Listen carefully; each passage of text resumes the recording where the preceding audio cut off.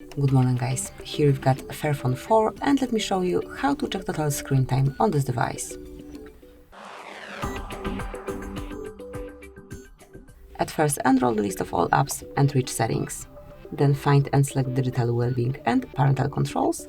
And here you've got some general statistics. To see a bit more, just click in the middle of the screen and you can detect time spent on particular app. You can also mark this app and go through days of usage. Then you can also check time spent on your device in previous days. Obviously it is since the first day of usage as I activated it today. It's nothing interesting, but believe me, if you use it for just a bit longer, you will be able to see the whole statistics here. So this is it, that would be all. Thank you for watching, please subscribe our channel and leave the thumbs up.